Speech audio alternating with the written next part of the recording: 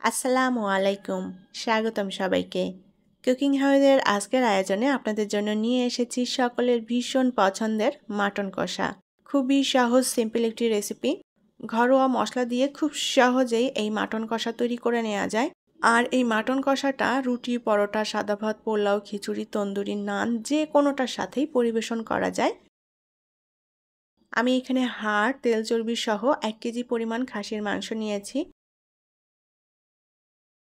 প্যানে পরিমাণ মতো করে তেল দিয়ে দিলাম। এখন এই তেলের মধ্যে দিয়ে দেব 2টা তেজপাতা, 2 টুকরো দারুচিনি, এলাচ, লবঙ্গ এবং গোলমরিচ পরিমাণ মতো করে। আর দিয়ে দেব মোটা কুচি করে কাটা পেঁয়াজ। আমি এখানে 4টা পেঁয়াজ কেটে নিয়েছি। এখন এই পেঁয়াজটা আমি লাল করে ভেজে নেব। পেঁয়াজটা আমি লাল করে ভেজে নিয়েছি। এখন এর মধ্যে দিয়ে দেব আদা, রসুন এবং পেঁয়াজের পেস্ট।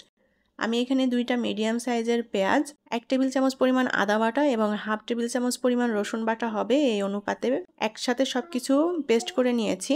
এখন এই পেঁয়াজ, আদা, রসুনটা দিয়ে একটু ভেজে নেব যাতে কাঁচা গন্ধ চলে যায়।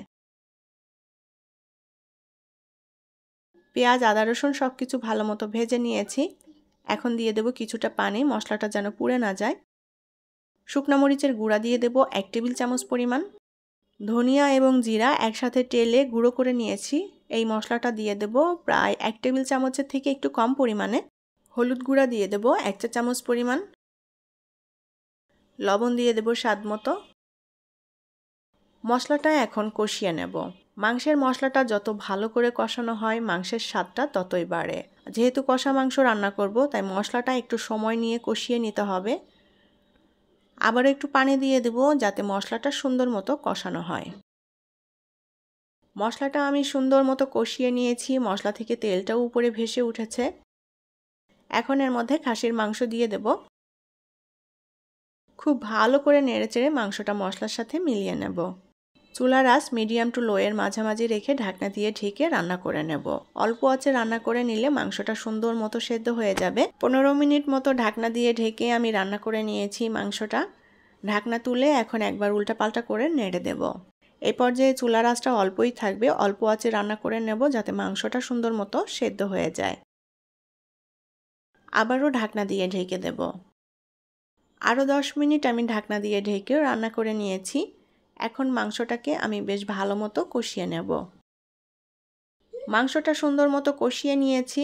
মশলাটাও ভাজা ভাজা হয়ে এসেছে। এখন এর মধ্যে পরিমাণ মতো করে পানি দিয়ে দেব। যেহেতু কষা মাংস এখানে কোনো ঝোল থাকবে না, সেভাবেই পানিটা দিয়ে দেব। ঢাকনা দিয়ে ঢেকে রান্না করে নেব। আরও 10 মিনিট ঢাকনা দিয়ে ঢেকে রান্না করে নিয়েছি। মাংসটা মাঝে মধ্যে একবার উল্টাপাল্টা করে নেড়ে দিতে হবে। আবারও ঢাকনা দিয়ে ঢেকে দেব। আরও 5-6 মিনিট ঢাকনা দিয়ে ঢেকে রান্না করে নিয়েছি। এখন মাংসটাকে আমি সুন্দর মতো কষিয়ে নেব। যে পানিটা আছে পানিটা টানিয়ে একদম শুকনো মাখো মাখো করে নেব। মাংসটা কিন্তু সুন্দর মতো সেদ্ধ হয়ে গিয়েছে। এখন এর মধ্যে দিয়ে দেব 1 চা চামচ পরিমাণ গরম মশলার গুঁড়া। গরম মশলা দিয়ে ভালো করে নেড়ে চেড়ে মিলিয়ে নেব। মাংসের ঝোলটা টানিয়ে আমি একদম মাখো মাখো করে নেব। 2-3 মিনিটের জন্য ঢাকনা দিয়ে ঢেকে দেব যাতে গরম মশলার ফ্লেভারটা মাংসের সাথে ভালোভাবে মিশে যায়। 2 মিনিট পর ঢাকনাটা তুলে নিলাম। আমার মাটন কষা রান্না করা হয়ে গিয়েছে। এখন এটা নামিয়ে পরিবেশন করব। তৈরি হয়ে গেল দারুণ মজাদার এবং টেস্টি মাটন কষা। এই মাটন কষা রুটি, পরোটা, সাদা ভাত, পোলাও, খিচুড়ি, তান্দুরি, নান সব কিছুর সাথেই পরিবেশন করা যায়।